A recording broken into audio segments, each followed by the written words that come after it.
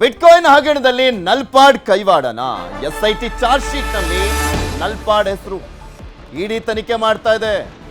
ಇಡಿದಲ್ಲ ಇದು, ರಾಜ್ಯದವರು ತನಿಖೆ ಮಾಡ್ತಾ ಇದ್ರಲ್ಲ, ಸ್ಪೆಷಲ್ ಇನ್ವೆಸ್ಟಿಗೇಷನ್ ಟೀಮ್, ಅವ್ರ ಚಾರ್ಜ್ ಶೀಟ್ ನಲ್ಲಿ ನಲ್ಪಾಡ್ ಹೆಸರು ಉಲ್ಲೇಖ ಆಗಿದೆ. ಯುವ ಕಾಂಗ್ರೆಸ್ ಮುಖಂಡ ಡಿ.ಕೆ. ಶಿವಕುಮಾರ್ ಅವರ ಪರಮಾಪ್ತ ಮಹಮ್ಮದ್ ನಲ್ಪಾಡ್, ಎನ್.ಎ. ಹ್ಯಾರಿಸ್ ಅವರ ಹಿರಿಯ ಪುತ್ರ, ಇವರ ಹೆಸರು ಉಲ್ಲೇಖ ಆಗಿದೆ.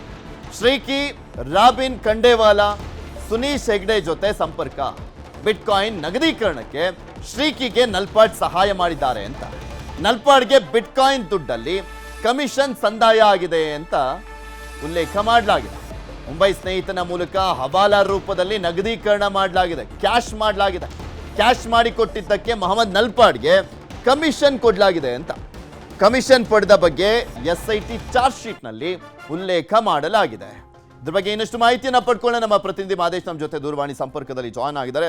ಮಾದೇಶ, ನಲ್ಪಾಡ್ ಹೆಸರು ಉಲ್ಲೇಖ ಆಗಿರುವಂತದ್ದು ಏನೇನೆಲ್ಲ ಅಂಶಗಳಿದಾವೆ ಇವ್ರ ಕುರಿತಾಗಿ? ಪೃಥ್ವಿ, ಬಿಟ್ಕಾಯಿನ್ ಹಗರಣಕ್ಕೆ ಸಂಬಂಧಪಟ್ಟಂತೆ ಸರ್ಕಾರ, ರಾಜ್ಯ ಸರ್ಕಾರ ಎಸ್ಐಟಿಯನ್ನ ರಚನೆ ಮಾಡಿತ್ತು. ಎಸ್ಐಟಿ ಅಧಿಕಾರಿಗಳು ಕೂಡ ಪ್ರಕರಣಕ್ಕೆ ಸಂಬಂಧಪಟ್ಟಂತೆ ಸಂಪೂರ್ಣವಾಗಿ ತನಿಖೆಯನ್ನ ಮುಗಿಸಿ ಈಗ 1ನೇ ACM ನ್ಯಾಯಾಲಯಕ್ಕೆ ಚಾರ್ಜ್ ಶೀಟ್ ಅನ್ನ ಸಲ್ಲಿಕೆ ಮಾಡುವಂತ ಕೆಲಸವನ್ನು ಮಾಡಿದ್ದಾರೆ. ಈ ಒಂದು ಚಾರ್ಜ್ ಶೀಟ್ ನಲ್ಲಿ ತನಿಖೆ ವೇಳೆ ಪತ್ತಾಗಿರುವಂತಹ ಸಾಕಷ್ಟು ವಿಚಾರಗಳನ್ನ, ಅಂಶಗಳನ್ನ ಉಲ್ಲೇಖ ಮಾಡುವಂತ ಕೆಲಸವನ್ನು ಮಾಡಿದ್ದಾರೆ.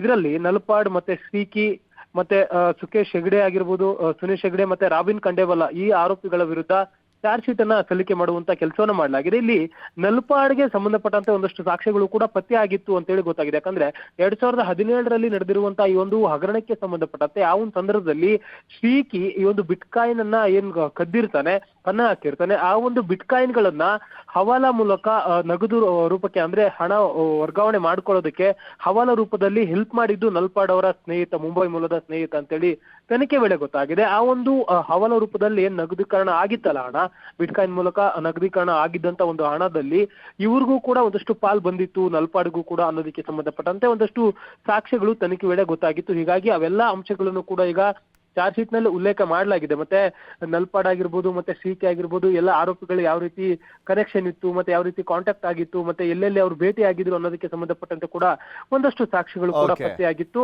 ಹೀಗಾಗಿ ಎಲ್ಲಾನು ಕೂಡ ಉಲ್ಲೇಖ ಮಾಡುವಂತ ಕೆಲಸವನ್ನು ಮಾಡಿದ್ದಾರೆ. ಇದ್ರ ಜೊತೆಗೆ ಇಡಿ ಅಧಿಕಾರಿಗಳು ಕೂಡ ಈಗಾಗಲೇ ತನಿಖೆ ಮಾಡುವಂತ ಕೆಲಸವನ್ನು ಮಾಡ್ತಿದ್ದಾರೆ. 2 ಬಾರಿ ನೋಟಿಸ್ ಅನ್ನು ಕೊಟ್ಟಿದ್ದಾರೆ, 3ನೇ ಬಾರಿ ನೋಟಿಸ್ ಕೊಡೋದಕ್ಕೂ ಕೂಡ ಮುಂದಾಗಿದ್ದಾರೆ. ಪೃಥ್ವಿ, ಧನ್ಯವಾದ ಮಾದೇಶ್ ನಿಮ್ಮೆಲ್ಲ ಮಾಹಿತಿಗಾಗಿ. ಇಡಿನಲ್ಲಿ ತನಿಖೆ ಆಗ್ತಾ ಇವ್ರ ಹೆಸರು ಉಲ್ಲೇಖ ಆಗಿದ್ರೆ ಬಿಜೆಪಿ ಸರ್ಕಾರ ಅಲ್ವಾ ಟಾರ್ಗೆಟ್ ಮಾಡಿದ್ದಾರೆ ಅನ್ಕೊಳ್ಬೋದಿತ್ತು.